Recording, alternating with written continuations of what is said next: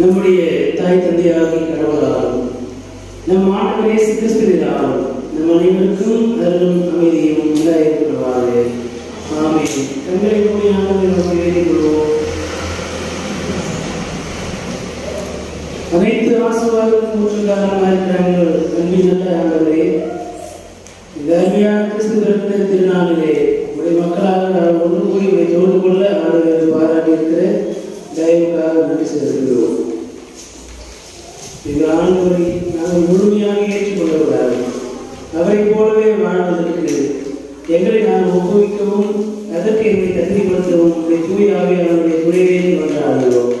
இப்பொழுது உங்களுடைய வார்த்தைதான் எங்களுடைய உள்ளத்தை நிரப்பும், மகிழ்ச்சிதான் எங்களை நிரப்புகிறோம், ஆசீர்வாதத்தினால் எங்களை நிரப்புகிறோம். இயேசுவின் வழியை செய்கிறோம். அன்பின் நல்ல கடவுளே, ஆமென். கிறிஸ்து பிறந்த திருநாளாகிய இந்த நாளிலே படித்து சிந்திக்கும்படியாக அறுவடை பகுதியாக முன்குறிக்கப்பட்டுள்ள நற்செய்தி பகுதி தூய யோவான் எழுதும் நற்செய்தி நூல் 1ஆம் பிரிவு திருவசனங்கள் 1 தொடங்கி 14 வரை அடங்கிய பகுதியை படிக்க அனைவரும் எழுந்து நின்று கவனமாய் கேட்போம். யோவான் நற்செய்தி நூல்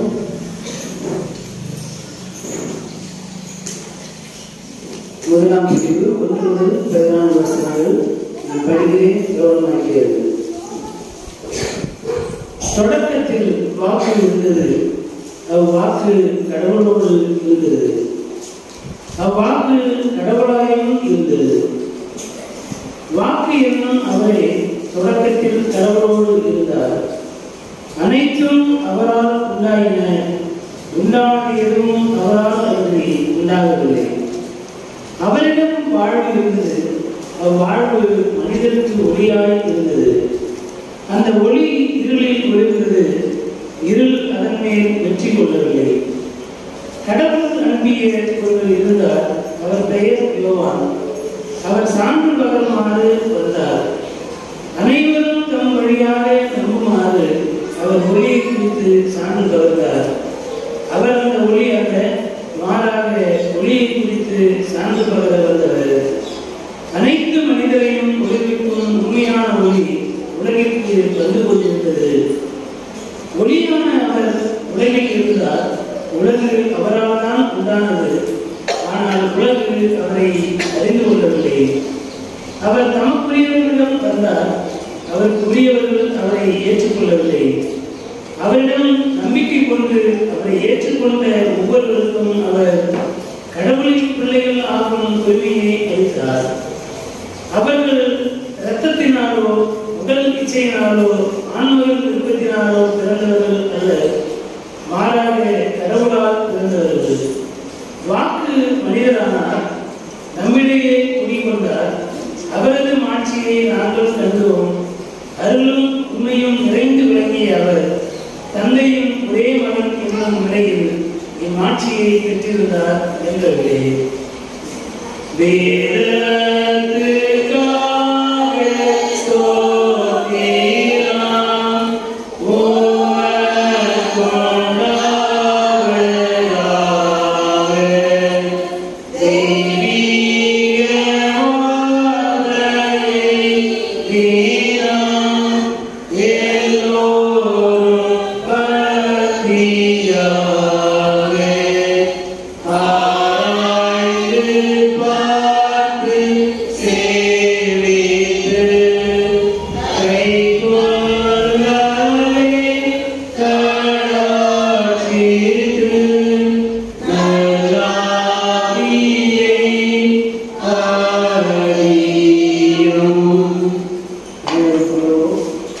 கிறிஸ்துவுக்குள் அன்பான பெற்றோர்களே, பெரியவர்களே, சகோதர சகோதரிகளே, அருமையான குழந்தைகளே, உங்கள் அனைவரையும் ஆண்டவர் இயேசு கிறிஸ்துவின் திருப்பெயரால் வாழ்த்துகிறேன். சிறப்பாய் ஆண்டவர் இயேசு இந்த உலகத்திலே வந்து பிறந்த இந்த மகிழ்ச்சியான நாளை கிறிஸ்மஸ் பண்டிகையாக, கிறிஸ்துமஸ் என்றால் மீட்பர் பிறந்திருக்கிறார், மீட்பரின் பிறந்த நாள்.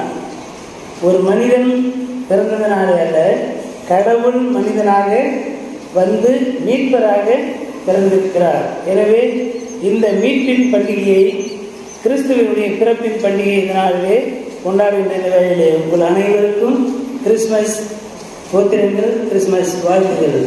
Happy Christmas. Happy Christmas. Right. Christmas காலங்களிலே பொதுவாகவே நாம் கிறிஸ்துவை குறித்து நிறைய அறிந்திருக்கிறோம். இந்த நாளிலே கிறிஸ்து பிறப்பின் மகிழ்ச்சியை கொண்டாடுகின்ற இந்த வேளையிலே ஆண்டவர் இயேசுவை எப்படி நாம் புரிந்து கொள்கிறோம் அப்படின்றது, இயேசு எப்போ பிறந்தார் அப்படின்னு கேட்டால் என்ன சொல்லுவோம்? டிசம்பர் 25ஆம் தேதி பிறந்தார். எந்த வருஷம் பிறந்தார்? எந்த வருஷம் பிறந்தாருன்னா எப்படி கணக்கு பண்ணுவீங்க? எத்தனை வருஷத்துக்கு முன்னால பிறந்தாரு? 2023 ஆண்டுகளுக்கு முன்பு பிறந்தார். இன்னைக்கு அவர் வயசு என்ன? 2023 முடிஞ்சு 2024 தொடங்குது. ரைட்டா? அப்ப அதுக்கு முன்னால கிறிஸ்து இருந்தாரா இல்லையா? மேசியாவை எதிர்பார்க்கணும். கிறிஸ்து என்பதற்கும் மேசியா என்பதற்கும் மொழி மாத்திரம்தான் வேறு. சரிங்களா? மற்றபடி பொருள் ஒன்றுதான். கிறிஸ்து என்ற பெயர் கிரேக்க மொழியிலே இருக்கிற பெயர். மேசியா என்ற பெயர் எபிரேய பெயர், எபிரேய மொழியில. அதற்கு இணையான சரியான தமிழ் வார்த்தை என்னன்னா மீட்பர். சரிங்களா? கிறிஸ்து என்றாலும் மேசியா என்றாலும் என்ன தமிழ்ல? மீட்பர். கிறிஸ்தவர் அப்படின்னா என்ன அர்த்தம்? ஒரு இயக்கத்தை சார்ந்திருக்கிறோம். ஒரு கட்சியில் இருந்தாங்க, அவங்க என்ன சொல்லுவாங்க? இப்போ டிஎம்கேல இருக்கிறாங்க, இல்லை ஏடிஎம்கேல இருக்கிறாங்க, என்ன சொல்லுவாங்க? திராவிட கொள்கையை உடையவர்கள் அப்படி சொல்லுவாங்க இல்லையா? திராவிட கட்சிக்காரங்க திராவிட கொள்கையை ஏற்று இருக்கிறவர்கள் அப்படி சொல்றாங்க இல்லையா? இப்போ ஒரு கொள்கையை ஏற்று நடக்கிறோம். சரிங்களா? இப்போ ஆண்டவர் இயேசுவை கடவுளுடைய மகன் என்று கொண்டாடுகிறோம். யோவான் இயேசுவை குறித்து ஒரு இயக்கத்தை உருவாக்கினார் என்பதை நேற்று பார்த்தோம் இல்லையா? அந்த கொள்கையை நாம் உள்வாங்கியிருக்கிறோம். கிறிஸ்துவனுடைய கொள்கையை நாம் உள்வாங்கியிருக்கிறோம். இப்போ ஆண்டவர் இயேசு மனிதனாக இந்த உலகத்திற்கு வருவதற்கு முன்பு, மரியாவின் வயிற்றிலே மகனாக பிறப்பதற்கு முன்பு இயேசு இருந்தாரா இல்லையா அப்படின்னு ஒரு கேள்வி கேட்டால் என்ன பதில் சொல்லுவோம்? இருந்தாரா? ஆமாவா? எப்படி இருந்தாரு? ஆவியாக இருந்தார் இல்லையா? அப்புறம் வேற என்ன இருந்தாரு?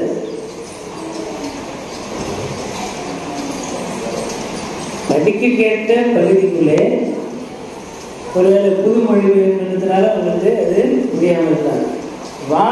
வாக்கு உலகத்திலே இருந்தது, வாக்கு கடவுளிடத்தில் இருந்தது. ஏன் வாக்குன்ற வார்த்தை பயன்படுத்துகிறார்? ஆதியிலே வார்த்தை இருந்ததுன்னு பழைய மொழிகளில் இருக்குது. வார்த்தை அப்படின்னு சொல்லும்போது எல்லாமே வார்த்தை தான். வாயிலிருந்து வருகிற எல்லாமே வார்த்தைகள்.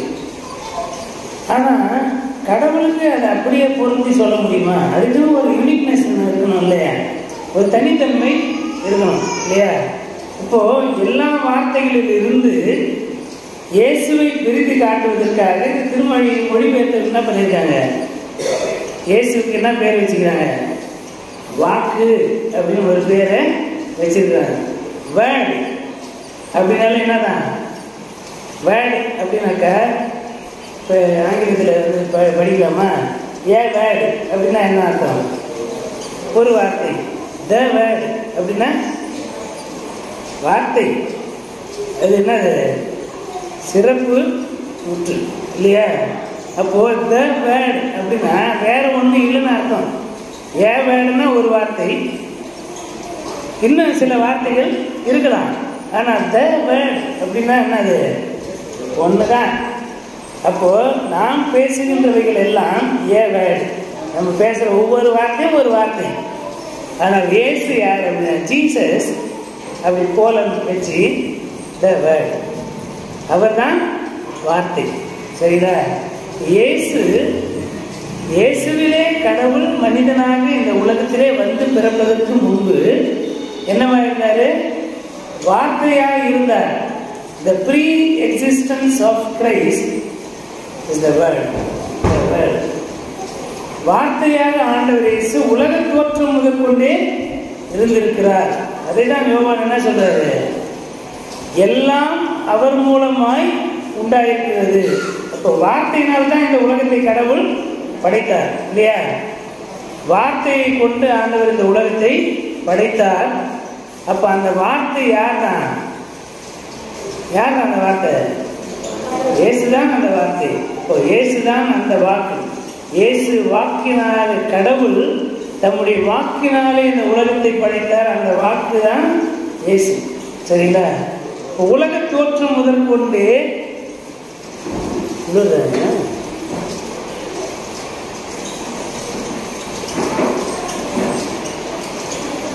உலக தோற்றம் முதற்கொண்டு ஆண்டவர் இயேசு இந்த உலகத்திலே இருந்து கொண்டே இருக்கிறார். இப்போ ஆதியாகமம் நூலுக்கும் இந்த யோவான் 1ஆம் அதிகாரத்துக்கும் ரொம்ப வித்தியாசம் இருக்காது. ரெண்டுமே ஒரு நெருக்கமான சிந்தனைகளை உள்ளடக்கி ஒன்றாக இருக்கிறது. அங்கே பார்த்தோன்னா ஆதியிலே கடவுள் வானத்தையும் பூமியையும் படைத்தார் அப்படின்னு படிக்கிறோம் இல்லையா? இங்கே ஆதியிலே வார்த்தை இருந்தது. இப்போ இந்த வார்த்தை தான் அந்த உலகத்தை படைத்தது. உலக தோற்றம் முதல் ஆண்டவர் இயேசு இருக்கிறார். அதுக்கு அடுத்தது வந்தோடனே நீங்க ஏற்கனவே சொன்னீங்க இல்லையா, ஆண்டவர் இயேசு எப்படி இருந்தார் அப்படின்னா கடவுள் ஆவியா இருக்கிறார். அப்போ தண்ணீர்களின் மீது ஆவியானவர் இருந்தார். அந்த ஆவியானவர் தான் இயேசு கிறிஸ்துவை உற்பவித்து பிறகு செய்து இயேசு கிறிஸ்துவிலே குடிகொண்டவராய் இருந்து அவரே தூய ஆவியானவராய் நமக்குள்ளே வாசம் பண்ணுகிறார். அல்லேலூயா. அப்போ அன்றைக்கு அவர் ஆவியானவராய் தண்ணீர்களின் மீது அசைவாடினார். இயேசு கிறிஸ்துவிலே அந்த ஆவி இருந்தது. அந்த ஆவியானவர் இப்போது தூய ஆவியானவராய் நமக்குள்ளே வாசம் பண்ணுகிறார். இன்றைக்கு ஆண்டவர் இயேசு தூய ஆவியானவராய் நமக்குள்ளே வாசம் பண்ணுகிறார். சரிங்களா? அதன் பிறகு திரும்ப அடுத்தது எதை உண்டாக்கினார்? முதல்ல கடவுள் அது தாண்டி வந்தாச்சு. இப்போ நம்ம கடவுளுடைய முதல் படைப்பு இது.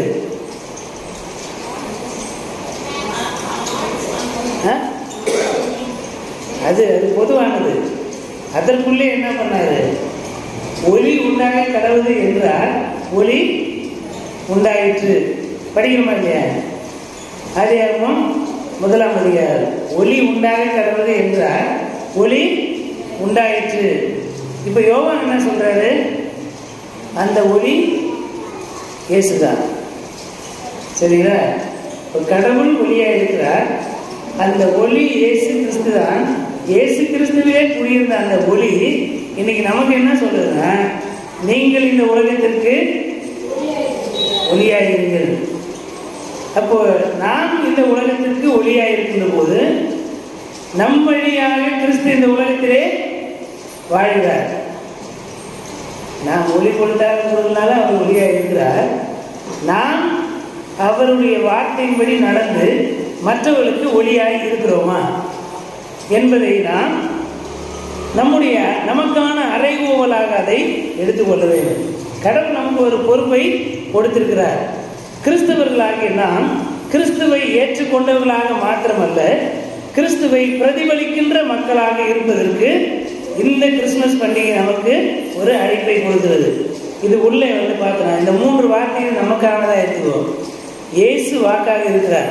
அப்ப நாம் பேசுகின்ற வார்த்தைகள் ஆண்டவருடைய திருவுளத்தை நிறைவேற்றுகிறதாய், ஆண்டவருடைய எண்ணங்களை வெளிப்படுத்துகிறதாய் நம்முடைய வார்த்தைகள் இருக்குமானால் நாம் பேசுகின்ற வார்த்தைகள் இயேசு கிறிஸ்து. அல்லேலூயா. ஓகேவா? நாம் பேசுகின்ற வார்த்தைகள் ஆண்டவருடைய சித்தத்தை வெளிப்படுத்துவதாய், பிரதிபலிப்பதாய் அறிவிப்பதாக இருந்தால் நம் வார்த்தையில் இயேசு இருக்கிறார், அவர் ஒளியாய் இருக்கிறார். நாம் இந்த உலகத்திற்கு ஒளி கொடுக்கின்ற மக்களாக இருப்பதற்கு அழைக்கப்படுகிறோம். ஏசாயா என்ன சொல்றாரு? இருளில் இருந்த மக்கள் பேரொளியை கண்டார்கள், சாவின் இருள் சூழ் பள்ளத்தாக்கில் இருக்கின்ற மக்களுக்கு வெளிச்சம் உண்டாயிற்று. அப்போ கடவுள் ஒளியாக இருக்கிறார். இப்போ யாக்கோபு சொல்லும்போது என்ன சொல்லுவார்? நன்மையான எந்த ஈவும் பூரணமான எந்த வரமும் ஜோதிகளின் பிதாவினத்திலிருந்து, ஒளியின் கடவுளாக இருக்கிற தந்தையாம் கடவுளத்திலிருந்து இறங்கி வருகிறது. இந்த நன்மையான ஈவு பூரணமான வரம் அப்படின்றத வாக்கு தத்தமாக எழுதி வச்சு நம்ம என்ன நினச்சிருக்கிறோம்? அப்பாயின்மெண்ட் கிடைக்கணும், இல்லை சம்பளம் கிடைக்கணும், அல்லது நம்ம கேட்குற இடத்துக்கு டிரான்ஸ்ஃபர் வாங்கி போகணும், அல்லது கை நிறைய காசு இருக்கணும், நம்ம நினைக்கிறதுலாம் நடக்கணும். அதுதான் கடவுள் தருகின்ற நன்மையான ஈவு, அதுதான் பூரணமான வரம் என்று பல நேரத்தில் நினைக்கிறோம். உண்மையாகவே அந்த வார்த்தை என்ன சொல்லுங்க? நன்மையான எந்த ஈவும் பூரணமான எந்த வரமும். நன்மையான ஈவு யார் தான்? இயேசு தான். இயேசுவை உடையவர்கள் எல்லாவற்றையும் உடையவர்களாக இருப்பார்கள். அல்லேலூயா. நம்புறீங்களா? நம்புறீங்களா? இயேசுவை உடையவர்கள் எல்லாவற்றையும் உடையவர்களாக இருப்பார்கள். எங்கேயா எனக்கு நிறைய கஷ்டம் இருக்குது, கடன் இருக்குது, கடனும் கஷ்டமும் கடவுளாக கொடுக்குறாரு. கடன் ஏன் வருது? நம்ம என்ன பண்ணுறோம்?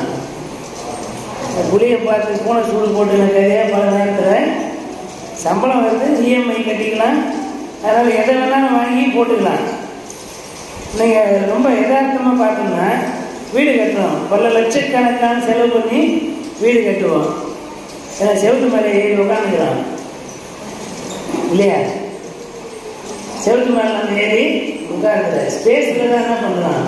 வாழ்கிறோம். ஆனால் என்ன பண்ணுறோம்?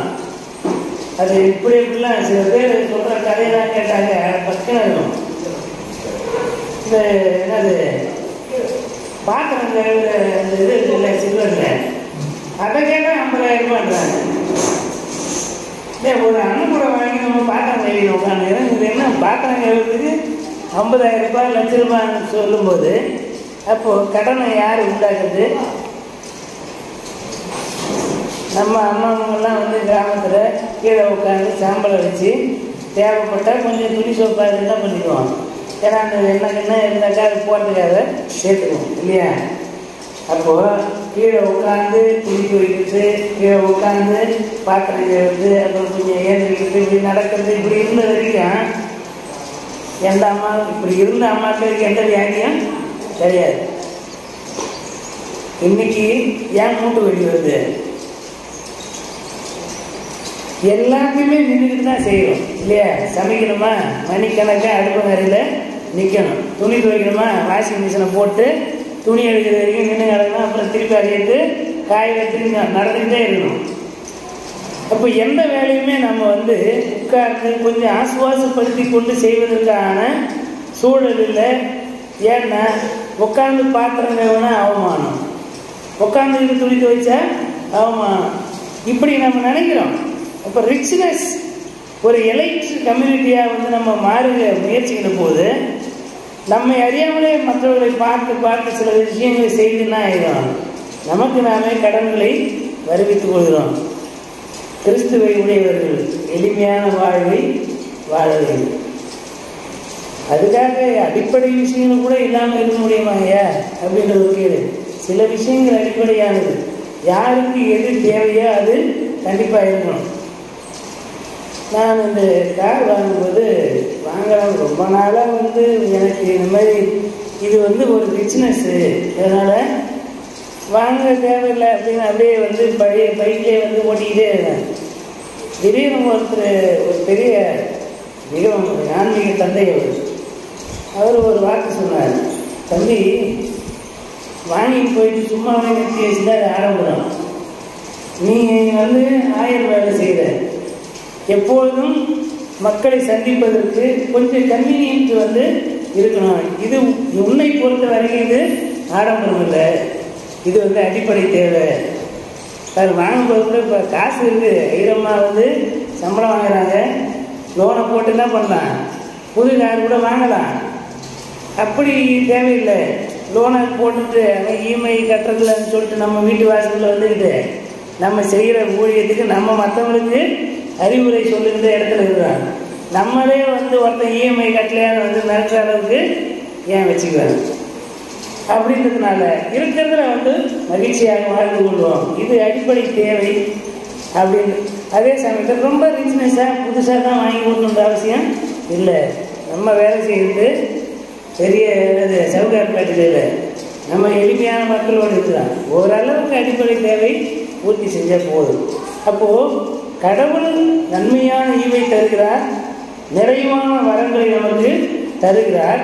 அதை சரியாய் பயன்படுத்தி ஆண்டவருக்காக நாம் அதை பயன்படுத்தி வாழ்கின்ற போது நமக்கு அதிகப்படியான பிரச்சனை கிடையாது. கடவுள் நம்மை சிக்கல்களே மாட்ட வைக்கிற கடவுள் கிடையாது. அவர் நம்மை வாழ்வித்து நாம் மகிழ்ச்சி அடைவதை பார்த்து மகிழ்கின்ற ஆண்டவர். அப்போ ஆண்டவர் இயேசுவிலே கடவுளுடைய கிருபை பரிபூர்ணமாய் இருக்கிறது. அவர் ஒளியாக இருக்கிறார். இப்போ இந்த ஒளி இருக்குல்ல, இந்த இப்போ நான் சொல்றதுனால இப்போ ஆடம்பரமாக வாழ வேணாமா, துணியாச்சு வாங்கி நல்ல துணி போடலாமா வேணாமா, இந்த மாதிரி கேள்விகளை. அப்போ சுண்ணாம்பு அடிக்கலாமா வேணாமா, வீட்டை கட்டியாச்சு சுண்ணாம்பு அடித்தாலும் ரொம்ப நாளைக்கு அது இருக்கும் இல்லையா? அது கட்டியாச்சு.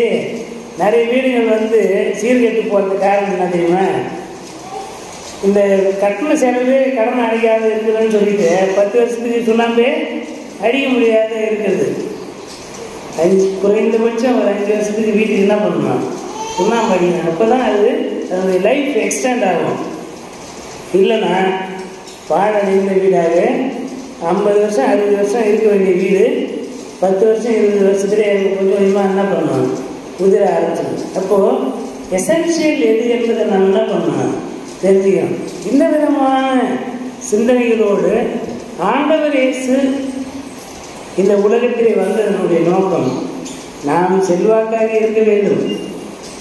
அதை தாண்டி எதுவுமே இல்லாத ஏழை மக்கள் மீது அன்பு செலுத்த வேண்டும். அதுதான் ரொம்ப முக்கியம்.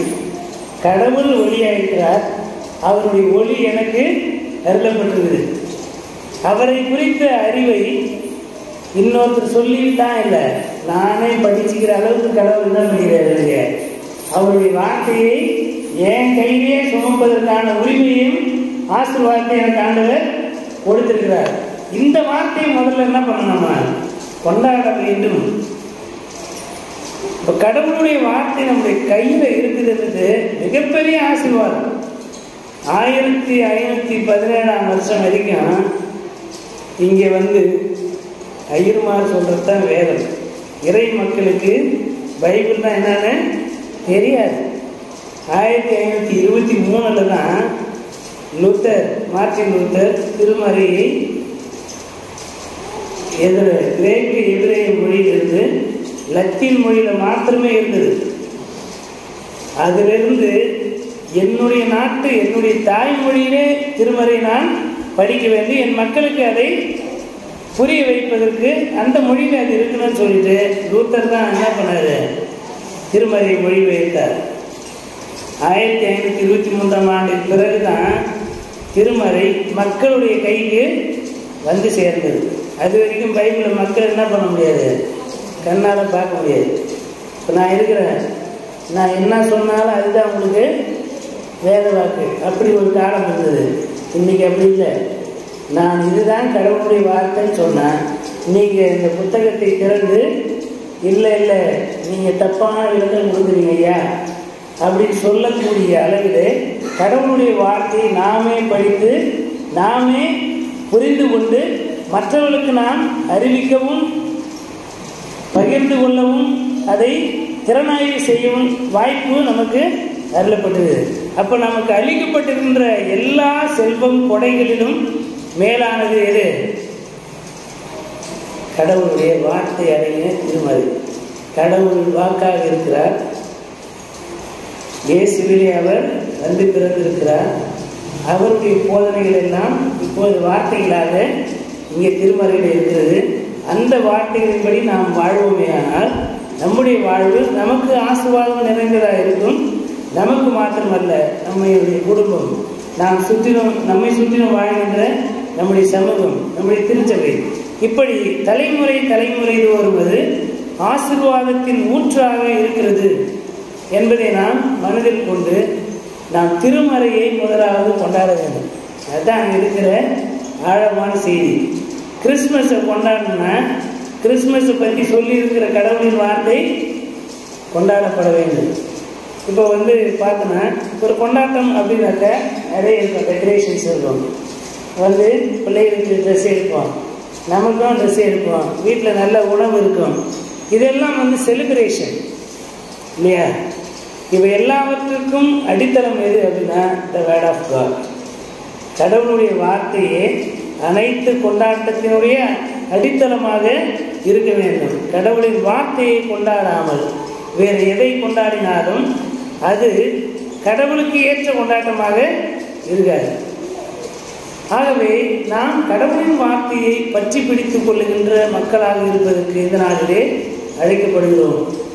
நீங்கள் பார்த்தோன்னா 16ஆம் வசனத்தில் அவர் தமக்கு சொந்தமானதை வந்தார், அவர் சொந்தமானவர்கள் அவரை ஏற்றுக்கொள்ளவில்லை.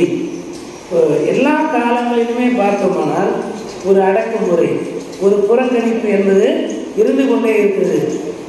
மனிதர்களுக்கு எதிராக நாம் செய்கின்ற மிகப்பெரிய கொடுமை எதுனா ரிஜெக்ஷன், மற்றவர்களை அவாய்ட் பண்ணுறது, புறக்கணிப்பது என்பது மிகப்பெரிய பாவம். இயேசுவுக்கே அந்த கொடுமை நிகழ்த்தப்பட்டது. அவர் தமக்கு சொந்தமானதிலே வந்தார், சொந்தமானவர்கள் அவரை ஏற்றுக்கொள்ளவில்லை. யூதேயா நாட்டிலே யூத வழிமரபிலே ஆண்டவர் இயேசு வருகிறார். யூதேயா நாடு தான் அவருக்கு சொந்தமான நாடு, அங்கேதான் அவர் பிறக்கிறார். ஆனால் கலிலேயாவிலே போய் வாழ்கிறார். ஏனென்றால் அவருக்கு சொந்தமானவர்கள் அவரை ஏற்றுக்கொள்ளவில்லை. நம்ம பிள்ளைங்க கூட எவ்வளோ மெத்த படிச்சிருந்தாலும் இன்னைக்கு அவங்க என்ன ஸ்டேட்டஸில் இருக்கிறாங்க, எந்த அளவுக்கு எக்யூப் ஆகியிருக்கிறாங்க, எந்த அளவுக்கு அவங்க இன்டலெக்சுவலாக மெச்சூரிட்டி ஆகிருக்கிறாங்க, எந்த அளவுக்கு எஜுகேட்டடாக இருக்கிறாங்க, இந்த கௌரவமான நிலை இருக்குதுல்ல, அதை கொண்டு அவர்களை பாராட்டுவதற்கு பல நேரங்களே தவறி என்ன பண்ணுவான், இது கிடையாது, இது எப்படி வந்துச்சுன்னு எனக்கு தெரியாதா சொல்கிறோமா இல்லையா? பல நேரத்தில் நம்ம பிள்ளைகளை கொண்டாடுறோம், இன்னொரு வீட்டு பிள்ளைகள விடுங்க, அது எப்படி வந்துச்சுன்னு எனக்கு தெரியும் அப்படின்னு சொல்லி ஒரு அசட்டை பண்ணுகின்ற நிலை இருக்கிறது. இயேசுவை அப்படித்தான் அசட்டை பண்ணினார். இந்த பையனா, இவன் மரியாவுக்கு பையன் பாவன் இல்லையா? இவன் யோசேப்பு தான் இப்போ அந்த கார்பெண்டர் இருக்கிறாரு நம்ம பையன்.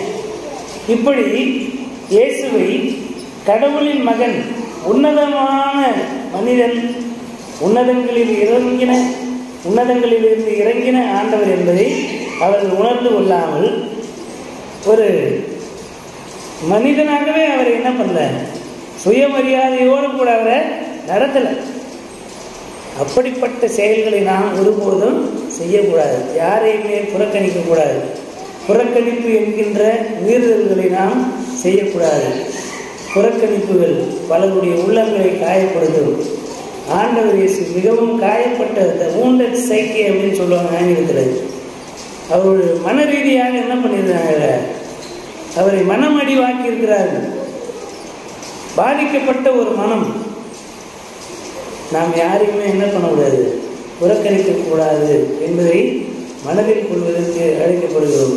யூதேயாவிலே யூத மரபிலே அவர் பிறந்திருந்தாலும் பிறையின மாந்தர்கள் வாழ்ந்த பகுதியில் தான் வாழ்ந்தார். பிணியாளிகளுக்குத்தான் வைத்தியம் தேவையை தவிர நல்லா இருக்கிறவங்க இல்லை. நல்லா இருக்கிறவங்க கூட தேவை.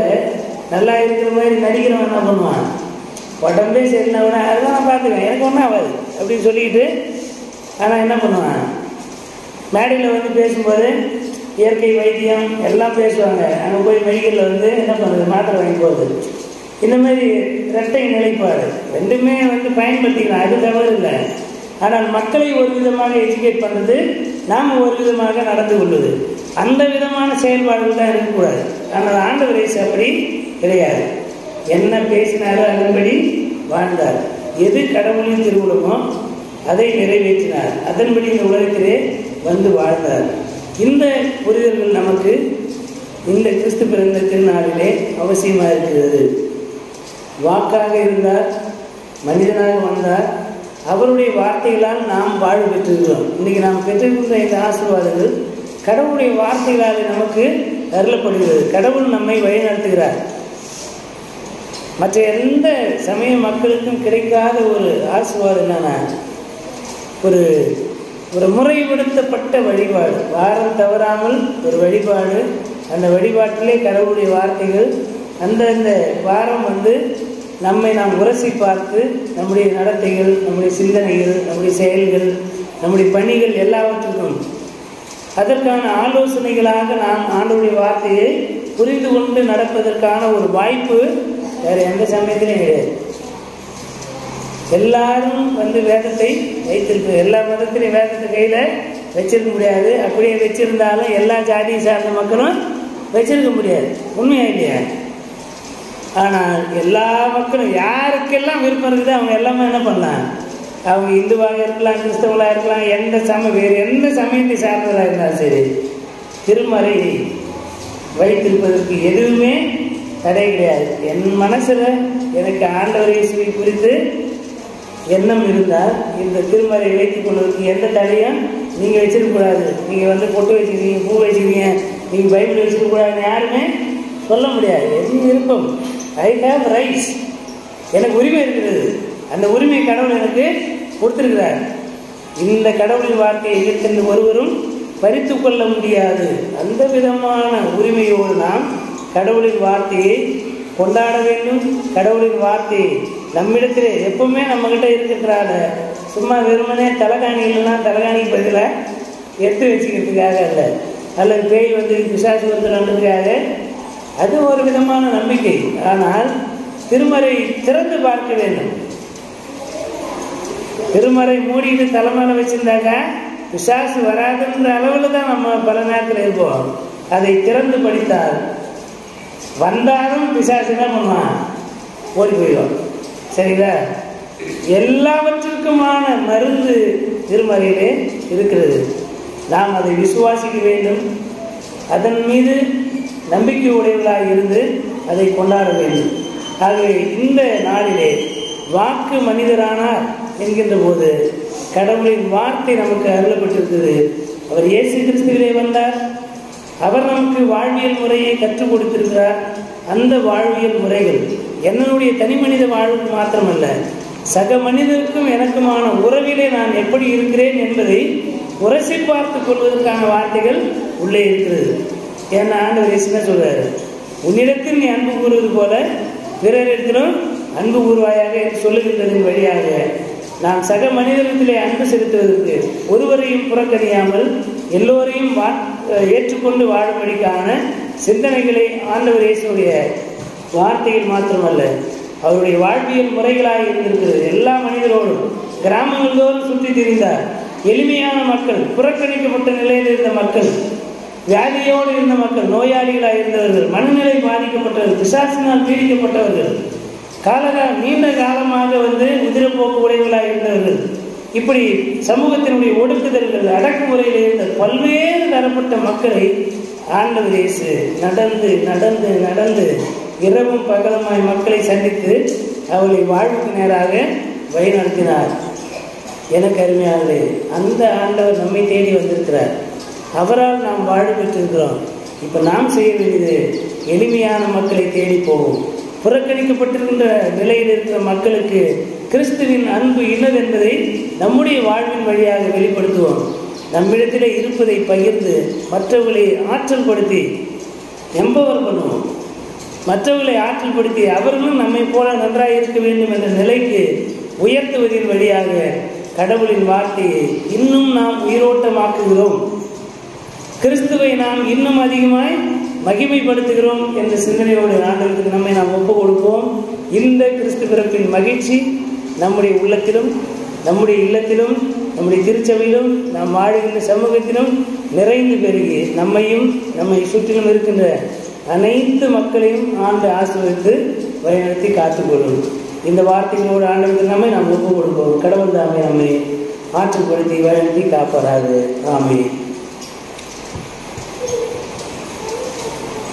எல்லா துதிகளுக்கும் தோத்திரங்கள் பாத்திராக இருக்கிற இந்த அன்பின் நல்ல ஆண்டவரே, இந்த மனமகிழ்ச்சியான நாளிலே உம்முடைய வார்த்தைகளை நாங்கள் பெற்றுக்கொள்ளும்படியாக கிறிஸ்து பிறப்பின் மகிழ்ச்சியை நாங்கள் அறிந்து கொள்ளவும் ஏற்றுக்கொள்ளவும் மகிழ்ந்து கொண்டாடவும் அதை மற்றவர்களுக்கு அறிவிக்கவும் ஆண்டவர் இந்த நாளில் எங்களுக்கு கொடுத்திருக்கின்ற அனைத்து ஆசீர்வாதங்களுக்காகவும் நல் ஈவுகளுக்காகவும் தோத்தரிக்கிறோம். உங்கள் கோடான கோடி நன்றிகளை ஏறெடுக்கிறோம்.